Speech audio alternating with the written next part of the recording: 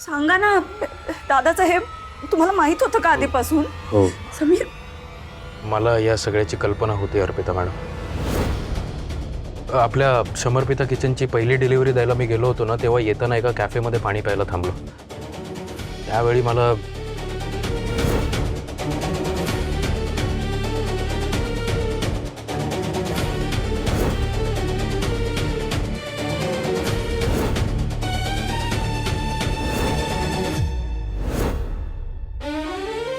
कोण आहात तुम्ही? त्यांच्यावर जबरदस्ती काय करतात? ते म्हणतात ना तुमच्याबरोबर यायचं नाही त्यांना.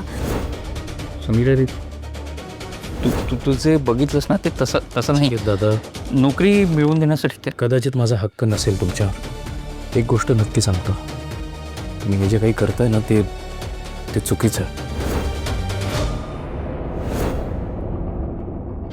अर्पिता मॅडम, सॉरी, मला तुमच्यापासून काही लपवायचं नव्हतं. पण मी माझ्या परीने त्यांना खूप समजवण्याचा प्रयत्न केला, पण त्यांनी माझंही नाही ऐकलं. आणि बाबांना ही गोष्ट कळली असती तर त्यांना आणखीन त्रास झाला असता, म्हणून मी त्यांच्यापासून ही गोष्ट लपवली. माझा हेतू वाईट नव्हता, पण तरी जर तुम्हाला असं वाटत असेल की माझ्याकडनं खूप मोठी चूक झाली तर तुम्ही द्याल ती शिक्षा भोगायला मी तयार काय आहे. बोलताय तुम्ही? मी तुमच्यावर का रागवेन आणि तुमच्या हेतूवर शंका घेईन मी? मला माहितीये तुम्ही काही चुकीचं नाही करू शकत. फक्त एवढंच की तुम्ही आधी सांगितलं असतं ना तर आपल्याला काहीतरी करता आलं असतं. आपण दादाला समजावलं असतं आणि हे सगळं सॉरी, खरंच सॉरी यासाठी. तुम्ही प्लीज असे हात जोडू नका. हाप लागेल मला, प्लीज. मला माहिती आहे तुम्ही जे केलं ते विचार करूनच केलं असेल. कदाचित तुमच्या जागी मी असते तर मी हेच केलं असतं.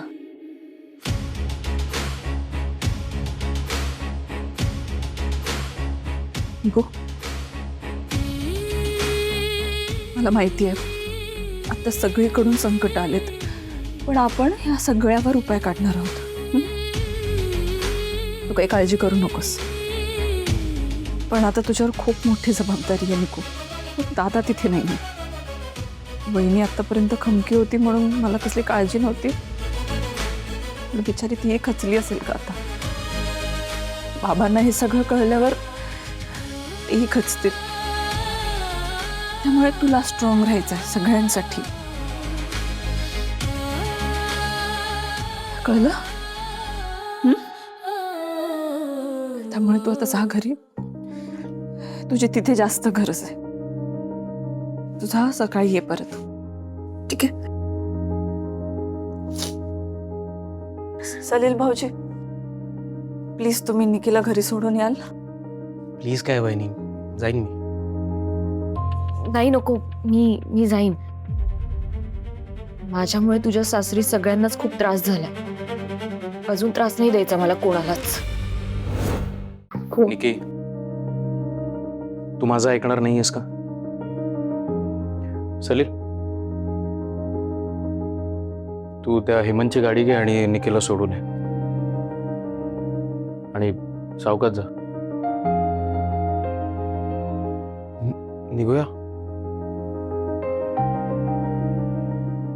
सावकाश.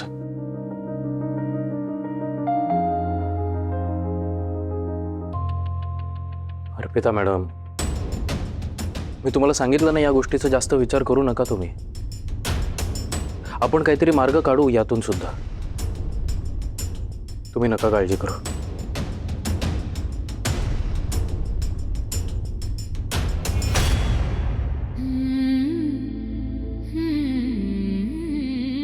या सगळ्याचाच धक्का बसला पोरीला. अहो, अख्ख्या चाळीसमोरच तमाशा झाला ना. म्हणूनच तर हिंमत झाली ना लोकांची, घरात येऊन आपल्यालाच ऐकवायची. हे बघा, तुम्ही जा आणि जरा पडा. तुम्हाला डॉक्टरांनी आराम करायला सांगितलंय ना, तुम्ही जा आणि आराम करा, नाहीतर तुमच्या तब्येतीला.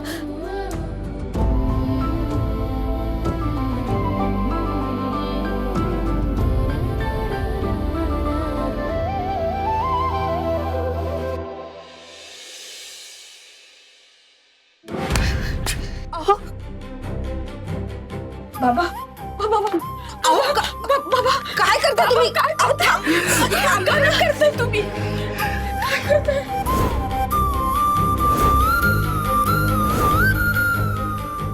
कल्याणी बाळ, त्या नचिकेत इतकेच ना आम्ही सुद्धा तुझे तुझे गुन्हेगार आहोत ग. आम्ही ना आमच्या मुलावर ना संस्कार संस्कार करण्यात कमी पडलो ग. दुसऱ्याची लेक सून म्हणून या घरात आणली, पण तिचं सुख तिचा आनंद आम्ही नाही जपू शकलो ग. या एवढ्याशा घरात स्वतःला तू ऍडजस्ट करत राहिलीस, सगळ्यांना आपलंच केलंस, आणि आम्ही काय केलं तुझ्यासाठी? काही नाही ग. एक सासरा म्हणून ना मी सुद्धा कमी पडलो ग. कल्याणी मला जमलं तुम्हाला माफ कर ग. खरंच क्षमा कर ग. नाही बाबा, बाबा नाही, त्रास करून घेऊ नका. बाबा नाही, डॉक्टरांनी तुम्हाला आराम करायला सांगितलं. या आराम करा.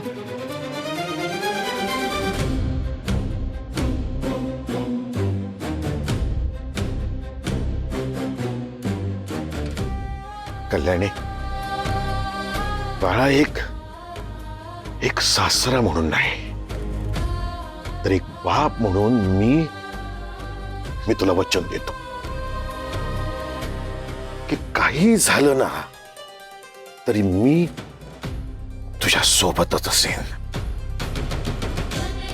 आणि त्यासाठी मला माझ्या मुलाशी नातं तोडावं लागलं ना तरी चालेल. हो बाळा. बाबा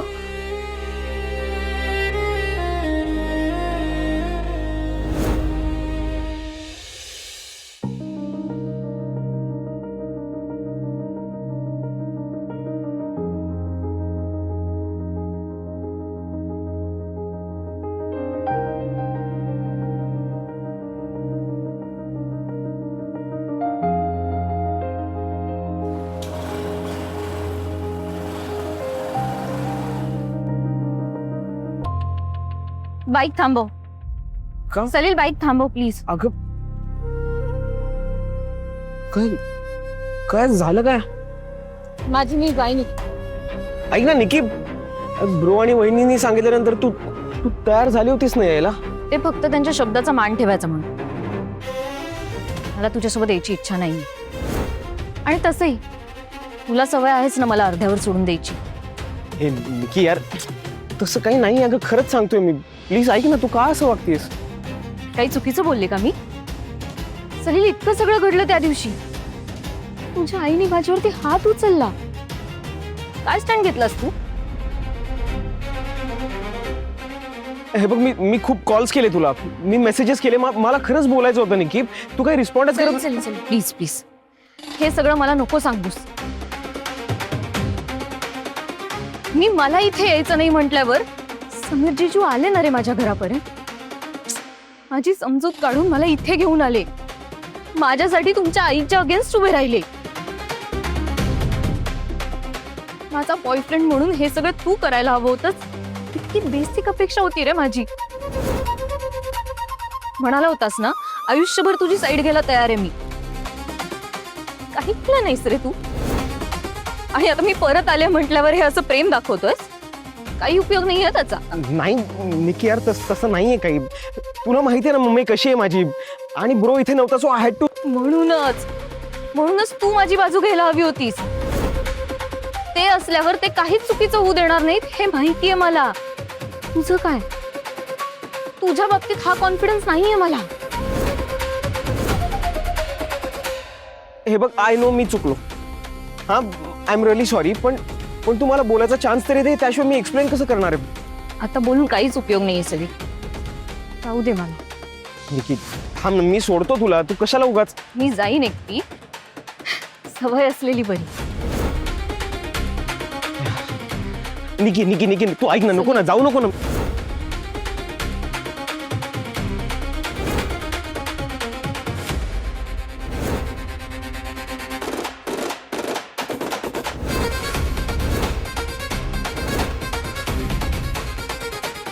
निकी ऐक ना यार.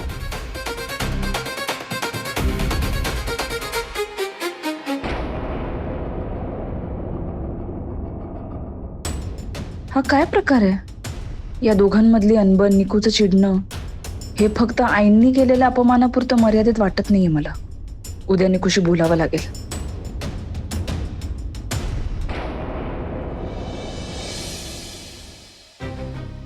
मामी मला पापड दे ना. हे घे. थँक्यू.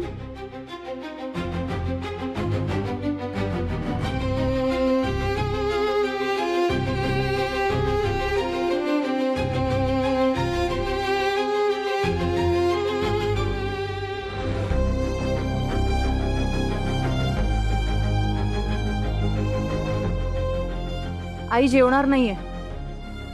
आज तिचा जो काही अपमान झालाय ना त्याच्याने तिचं पोट तुडुंब भरलंय. हो,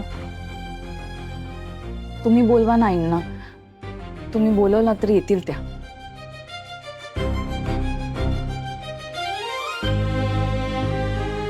आई,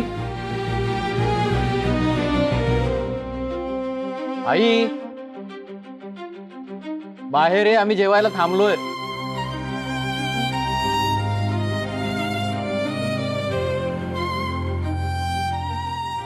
आई बाहेर ये, आम्ही जेवायला थांबलोय, जेवण गार होतोय. आई बाहेर ये ना.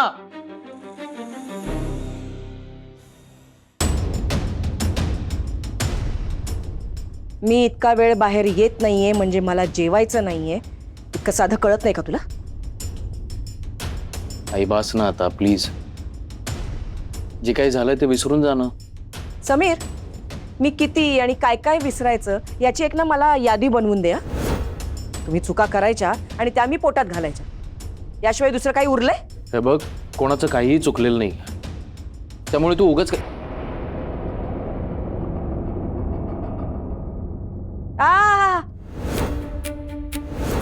कशाला नाटकं करतेस त्याला थांबवण्याची? हा, मगाशी माझ्या नाकावर टिचून तुझ्या बहिणीला कामावर ठेवून घेतलंस. सगळ्या चाळकऱ्यांसमोर माझ्या इज्जतीच्या चिंधड्या चिंधड्या केल्या, तेव्हा नाही आठवलं तुला सासूचा मान? आई, तुमचा अपमान करण्याचा हेतू नव्हता माझा. फक्त मला तेव्हा जे योग्य वाटलं ते मी केलं. तुम्ही प्लीज थोडंसं खाऊन घ्या ना. आपण घरातल्या गोष्टी आणि व्यवहारिक गोष्टी एकत्र नको करायला. हे तू नको मला सांगू. आणि मी करणार कारण माझा जीव जळतोय. तू या घरात आल्यापासून ना एक चांगली गोष्ट नाही घडली आहे ग. हा माझा मुलगा माझ्याशी विचित्र वागायला लागलाय, माझ्यावर आवाज चढवून बोलतो, माझ्याशी वाद घालतो, भांडतो, मला अक्कल शिकवतोय. हा काय चूक काय बरोबर आता हे तू शिकवणार मला. जन्म दिलाय मी याला, लहानाचा मोठा केलाय आणि आता हा मला शिकवतोय. कोणामुळे? तुझ्यामुळे. आई त्यांनी काय केलं यात? तू मला गप्प कर. हा, तू फक्त मला गप्प कर, मला शिकव. पण मी तुला सांगून ठेवते, यावेळी मी ऐकणार नाही म्हणजे नाही. आई, तुम्ही माझा राग जेवणावर का काढतायत? तुम्ही मग दुसरं काय करू? मी माझ्या मर्जीने तेवढंच करू शकते ना, का हे सुद्धा आता तुम्ही मला सांगा. जेव म्हटलं की जेवायचं, उठ म्हटलं की उठायचं, बस म्हटलं की बसायचं. हा, हे बघ, तू चुकीचा अर्थ काढतेस या सगळ्याचा. असं काही नाही आई. बरोबर. तुला तर फक्त तुझी आई चुकीची दिसते. म्हणजे जगात जे काही चुकीचं घडतंय ना त्यातही फक्त आईचीच चूक. बरोबर ना? पण मी तुला सांगून ठेवते, मी खूप सहन केलं, पण आता नाही. माझ्या चांगुलपणाचा ना खूप फायदा घेतलाय तुम्ही. आता मी ऐकणार नाही. समीर, तुला खरंच वाटतं ना मी जेवावं? तर मग सांग हिला, तिच्या बहिणीला कामावरून काढून टाकायला.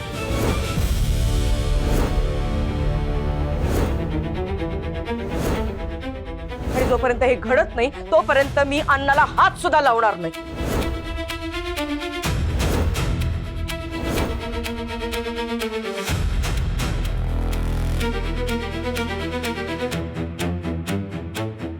सांगून ठेवते, यावेळी मला कोणी हलक्यात घ्यायचं नाहीये. मी जेवणार नाही म्हणजे नाही, मग माझा जीव गेला तरी चालेल.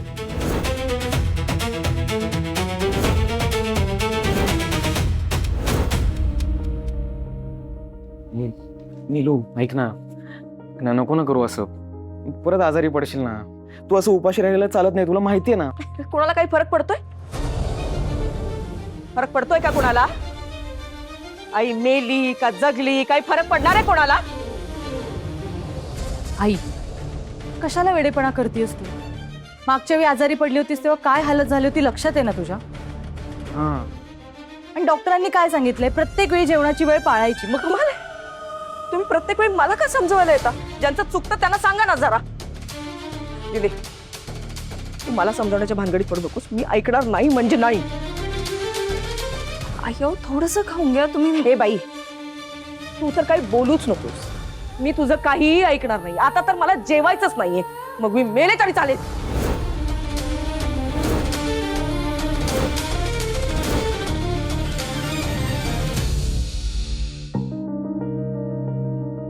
आबा,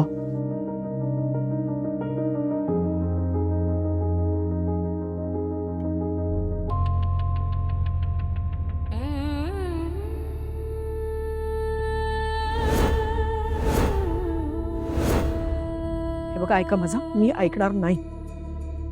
तुम्ही तिकडे जाऊन बसा. मी जेवणार नाहीये, मला जेवायचं नाही. काय करताय? सोडा तुम्ही मला. अहो असं काय करता तुम्ही? अहो सोडा हो तुम्ही, मी नाही ऐकणार आहे. बाबा दिदे सांग ना. अहो तुम्ही मला कोणी समजा. अहो तुम्ही सोडा हो तुम्ही मला. आई बास, काय करतेस तू?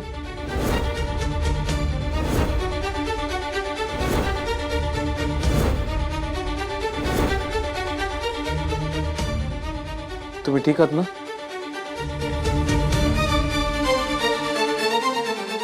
यापुढे आईला जेवणासाठी कोणीही आग्रह करणार नाहीये.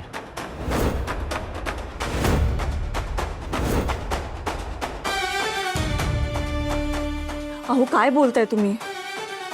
आत्तापासून अन्न पाणी घेणार नाही बोलतायत त्या. ऐकलंय मी अर्पिता मॅडम, आणि तिचा निर्णय मलाही पटलेला नाही. पण केवळ भावनेच्या आहारी जाऊन चुकीच्या गोष्टीला सपोर्ट नाही ना करू शकत आपण. आईला माहितीये तिने असं काहीतरी जाहीर केलं की सगळे तुमच्यावर दबाव आणणार आणि तुमचा निर्णय बदलायला तुम्हाला भाग पाडणार. म्हणूनच ती करते ना हे सगळं. पण मी हे होऊ देणार नाही आई. निकीची काहीही चूक नसताना तिच्यावर अन्याय होणार नाही. अर्पिता मॅडम, आपल्या एखाद्या व्यक्तीवर प्रेम असेल आणि ती व्यक्ती आपल्या प्रेमाचा गैरफायदा घेत असेल ना, तर त्याला प्रोत्साहन देता कामा नये ना आपण. समीर, अरे तू काय? आईला जेवायचं नसलं तरी आपल्या सगळ्यांना भूक लागली. तुम्ही ताटं वाढायला घ्या.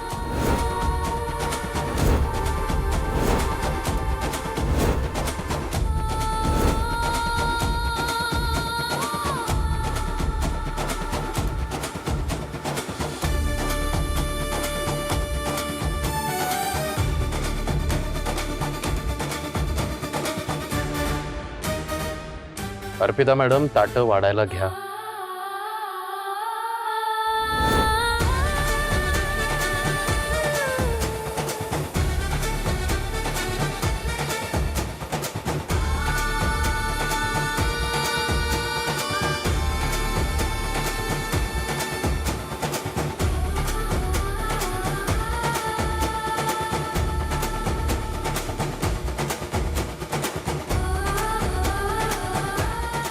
घ्या. नचिकेत, हे घे गरमागरम कॉफी.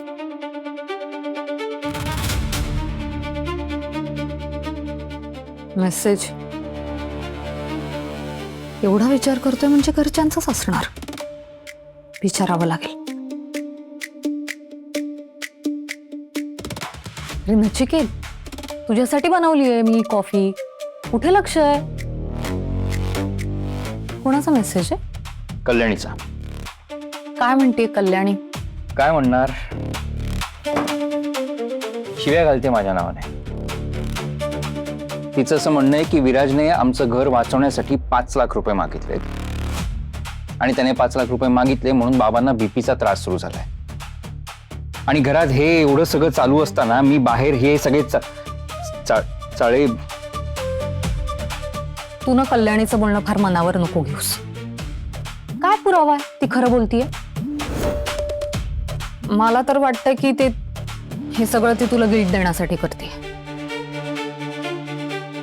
नाही पण मग हे सगळं जर खरं असलं तर, हे सगळं जर खरं असलं ना तर नसतं तर आंगडं होऊन बसेल. त्यापेक्षा त्या विराचा पहिला पर्याय मान्य केला असताना तर बरं झालं असतं असं वाटतं मला. कुठला पर्याय?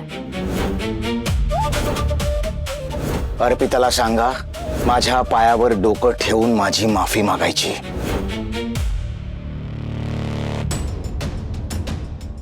कुणाला फोन करतोयस? एक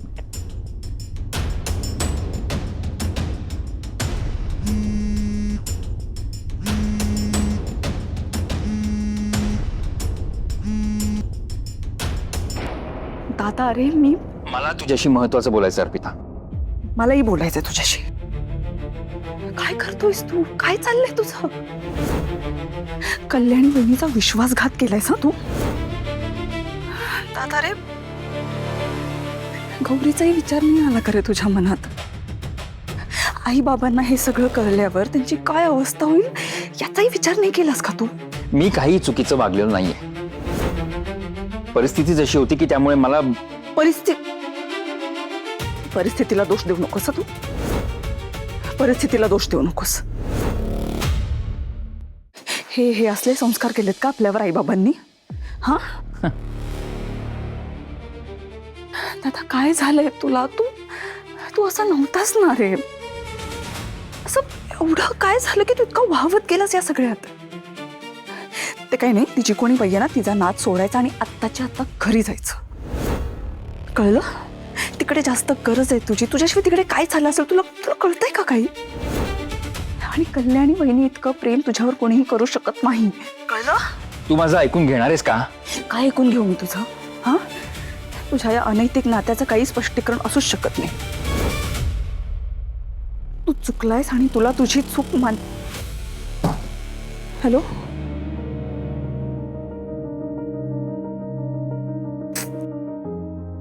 काय झालंय दादाला? काहीच कसं ऐकून घेत नाहीये हा. काय झालं? अरे ऐकूनच घेत नाही ही मुलगी. आता तिला काय आणि कुठल्या तोंडाने सांगू की जा जा जा तिकडे जा आणि त्या विराजचे पाय धर, त्याची माफी माग? कसं सांगू तिला मी? पुन्हा विराज? नचिकेत, तू सरळ जाऊन एक काम का नाही करत? हे 5 लाखाचं जे काही प्रकरण आहे ना ते तू स्वतः जाऊन व्हेरीफाय कर. तू स्वतः जाते विराजच्या ऑफिसला आणि त्याला विचार हे खरंय का. पाहिजे तर मी येते तुझ्या बरोबर. हा, आणि त्यांनी जर का खरंच 5 लाख मागितले तर मी देईन. अरे असा काय बघतोयस? तुझ्यापेक्षा महत्वाचे आहेत का मला 5 लाख? मला तुझं घर वाचायला हवंय.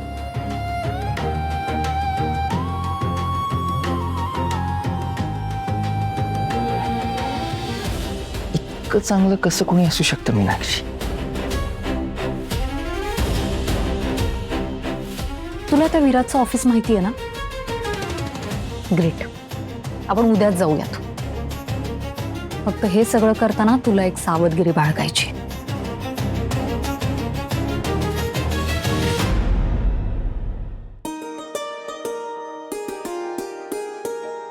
अर्पिता मॅडम, हे घे.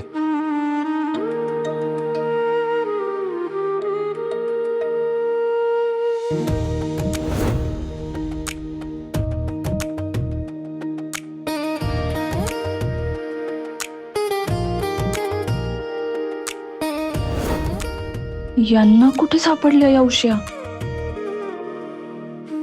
ते आपण गावाला गेलो होतो ना त्यावेळेला आईला किंवा दीदीला सापडले असतील उषा.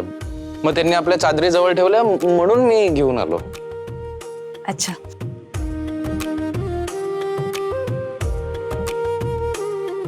दे.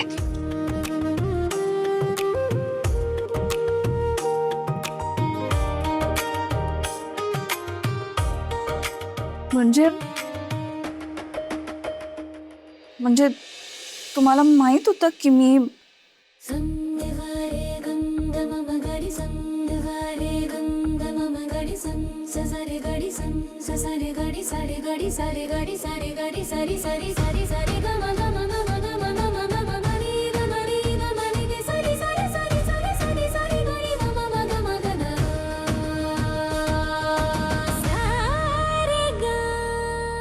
चुके अर्पिता मॅडम, एखादी गोष्ट आपल्याला आवडणं आणि ती सतत मिळत राहावी असं वाटणं यात काही गैर नाही.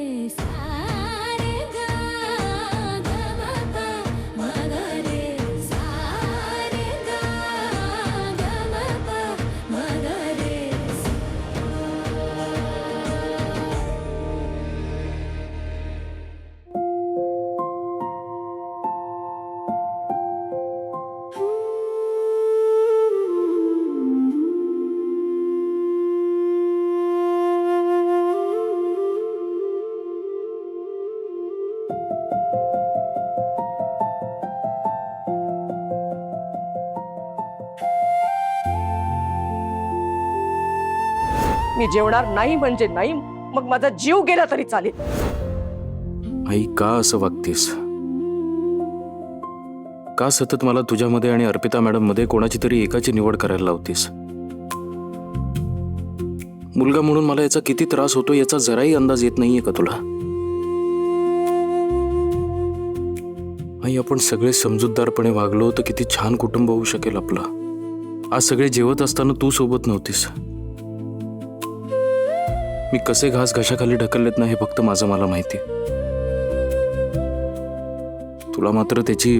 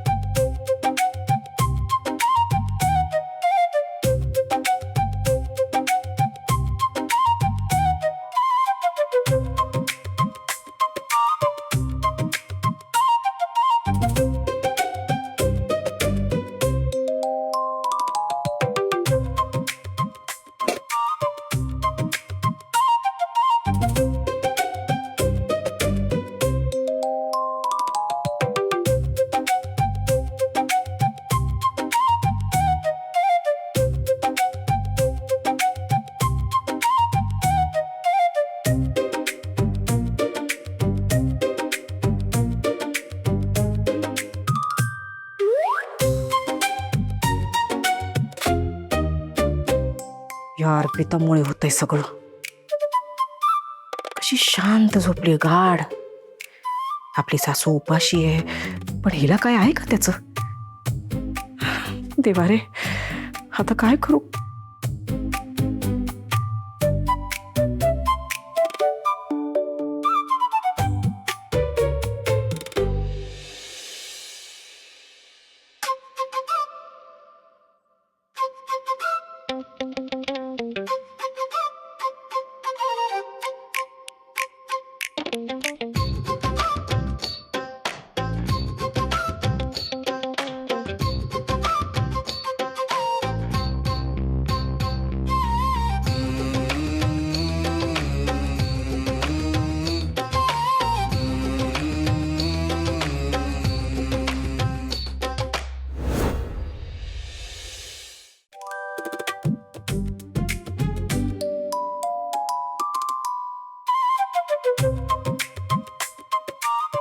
काय गरज होती पोषण वगैरे करायची. चांगलं मस्त जेवले असते वेळेत, पण नाही, मलाच हाऊस.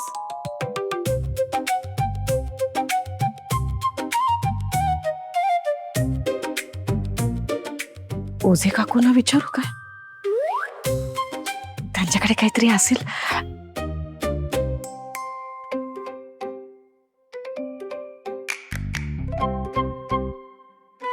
को बाई, ती पण झोपली असेल. काय करू? भूक पण एवढी लागली, हाताला थरथर व्हायला लागली माझ्या. जाऊ दे, पाणी पिते मी. बरोबर.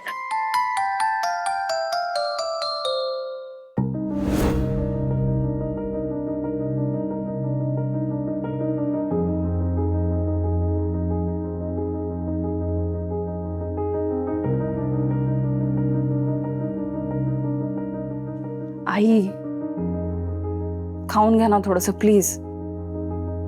एक तर उपाशी पोटी तुम्हाला झोप येणार नाही, आणि दुसरी गोष्ट म्हणजे तुमच्या तब्येतीसाठी ते चांगलं नाहीये. बघितलं का तुम्ही काय बनवलंय मी? भरल्या वांग्याची भाजी, चपाती, आमटी, भात, सालपापड्या, आळूवडी. बापरे, मला पण भूक लागली. मी म्हटलं होतं ना तुम्हाला तुमच्या आवडीचं जेवण बनवणार आहे म्हणून. सगळं जेवण तर संपलं होतं ना. घरची करती स्त्री जेवल्याशिवाय घरातलं जेवण संपेल का?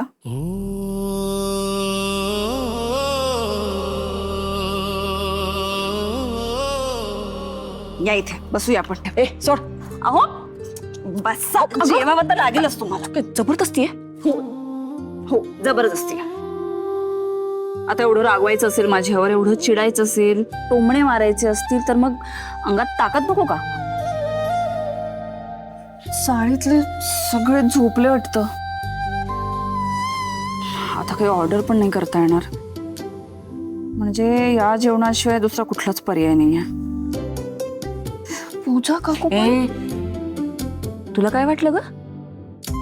मी बाहेर कोणाकडून तरी मागेन का जेवायला? मला गरज नाही असं मागायची. मला जेवायचंच नाहीये, मग मी कशाला जाऊ बाहेर? कशाला कोणाकडे मागू?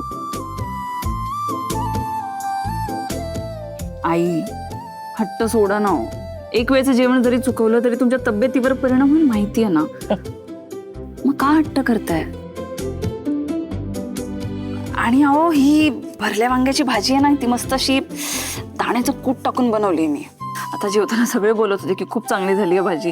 आईंनी एकदा तरी खाऊन बघायला पाहिजे. म्हणजे तुमची इतकी चांगली जमली नसेल मला, पण तुम्हीच खाऊन सांगता का कशी झाली आहे?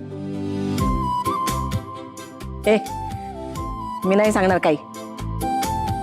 तुझं का ऐकू मी? हे सगळं होत असताना तुझ्यामुळे. तू जाग. नाही ऐकणार माझं? नाही. नक्की? हो. बघा हा. जाग. ठीक आहे, ठीक आहे. मग आता मला माझं शेवटचं शस्त्र वापरावंच लागेल. शस्त्र वापरते? आई, तुम्हाला समीरची शपथ आहे.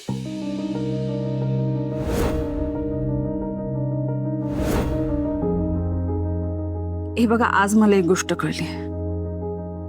हे तुमची शपथ मोडू शकत नाही आणि तुम्ही त्यांची.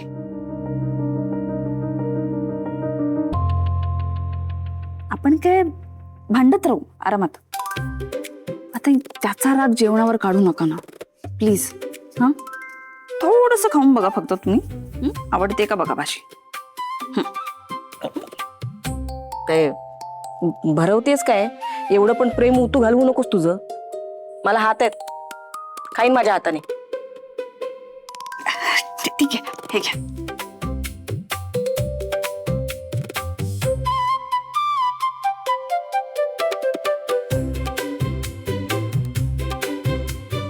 आता काय मला खाताना बघणार आहेस?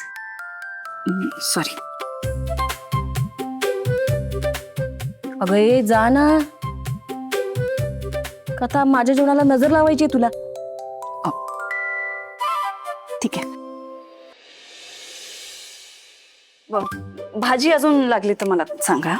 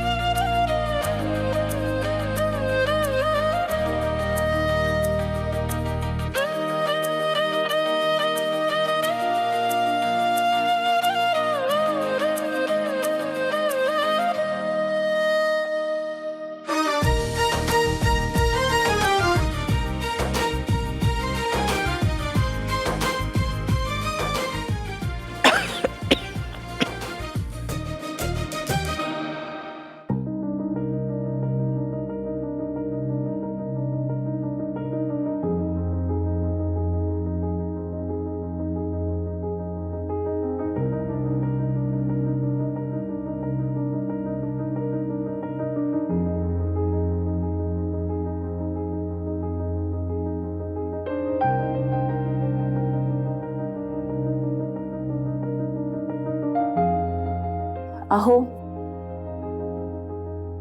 आता तुम्ही खरोखर झोपू शकता हं? आई जेवल्यात.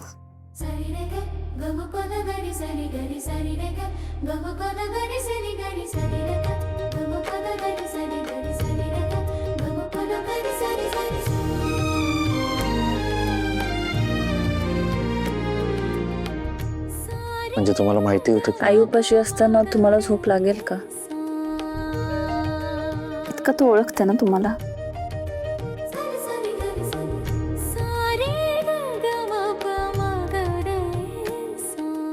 थँक्यू.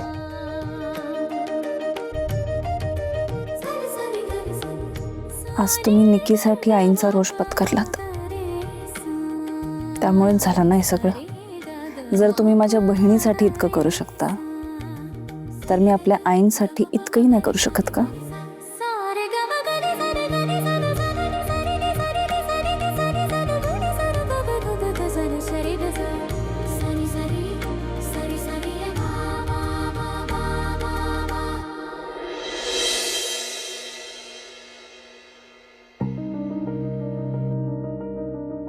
हे कुठे गेले?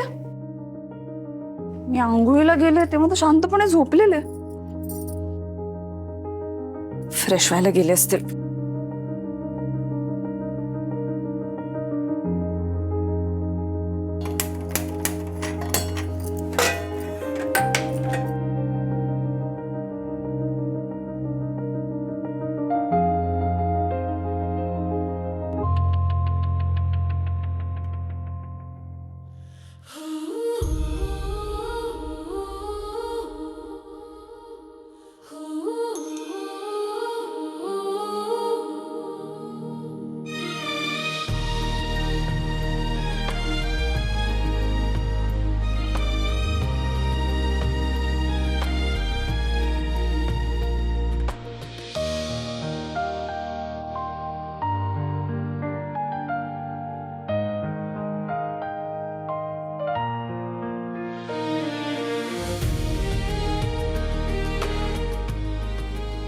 अहो काय करते?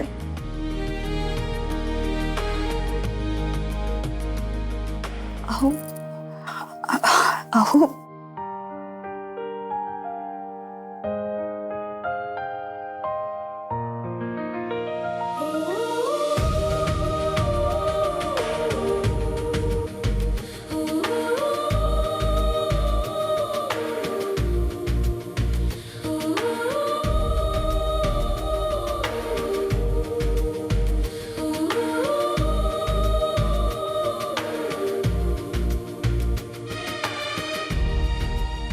अर्पिता मॅडम, तुमचे ओले केस आणि शिकाकाईचा सुगंध,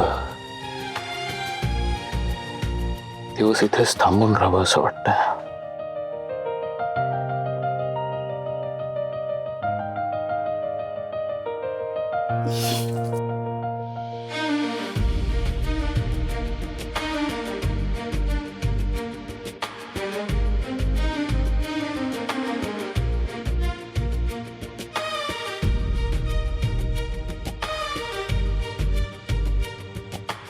अहो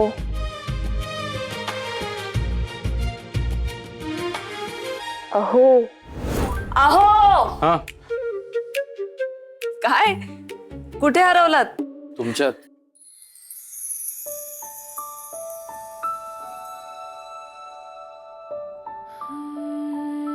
नाही नाही, म्हणजे ते काहीतरी विचार चालले होते डोक्यामध्ये. कुठे गेला होतात सकाळ सकाळी? सुख विकत घ्यायला. सुख? आता मी तुम्हाला या जगातलं सगळ्यात मोठं सुख दाखवणार आहे. कडक पाव? तुम्हालाही आवडतं?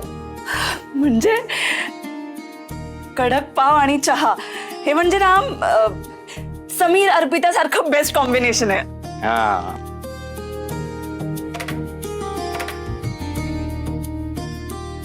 ते काय आहे, काल रात्री कोणी जेवलं नाही ना, मग सगळ्यांना भूक लागली असेल म्हणून सकाळ सकाळ गेलो आणि कडक पाव घेऊन आलो. अहो पण मी नाश्ता बनवणारच होते, कशाला आणले तुम्ही? अर्पिता मॅडम, मी पण ना. स्त्रीने कायम स्वयंपाकघरातच राबलं पाहिजे असं काही नियम आहे का कुठे? तिला तरी कधी आयतं मिळणार? ती तरी कधी सगळ्यांबरोबर बसून खाणार? हा बघतोय मी.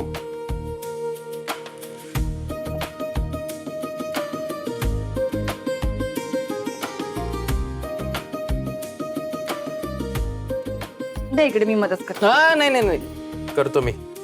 अहो मी हे काम मीच करणार. मास्टरी आपली मस्का लावण्यात. तुम्ही मस्त गरम गरम चहा टाका सगळ्यांसाठी. हो चला. हो होतं ते चहा. बरं अर्पिता मॅडम, मी सलील बरोबर जाऊन आपल्या जुन्या क्लायंट्सला भेटून येतो आज. म्हणजे सगळ्यांना सांगायला हवं ना की आपण परत बिझनेस चालू करतोय. त्यातले काही क्लायंट्सचे डबे मिळाले तर बरं होईल, तेवढीच मदत होईल ना आपल्याला. हो हो चालेल ना. मी काय म्हणते, मी पण येते तुमच्या बरोबर. नाही तुम्ही नको. अहो पण मी स्वतः आले तर. सकाळ सकाळ ओरडा खायचा आहे का तुम्हाला? नाही रागवू नका, सॉरी. बरं मग किराणा आणायला तरी जाऊ शकतो का आपण? एक काम हलकं होईल ना आपलं. हो चालेल ना. हा आणि ते पॅम्पलेटचं काम करायला दिलं होतं सलील आणि निखिलला. त्याचं प्रूफ रिडिंग करून जर सॅम्पल झाले तर त्यातला एक सिलेक्ट करू आणि प्रिंटिंगसाठी देऊन टाकू. हे बरं पडेल ना ते. सगळ्या गोष्टी कशा मार्गी लागतात ना. छान वाटतंय मला.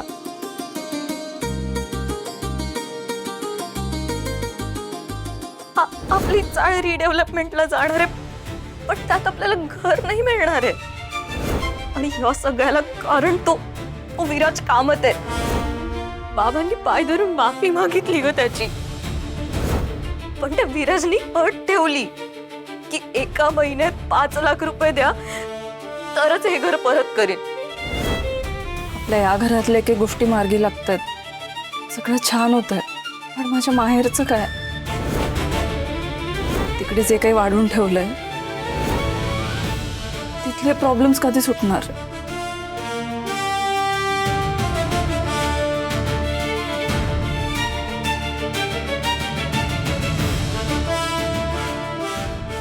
अर्पिता मॅडम,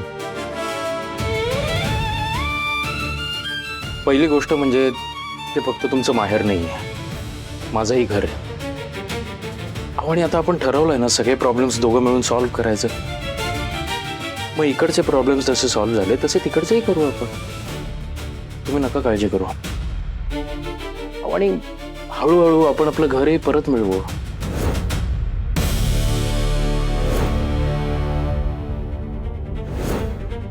अर्पिता, नाही 24 तासाच्या आत तू आणि तुझा नवरा माझ्या पायावर नाक घासून माझी माफी मागायला आला तर नाव नाही सांगणार विराज कामत. माहित नाही का, पण कसली तरी भीती वाटतेय.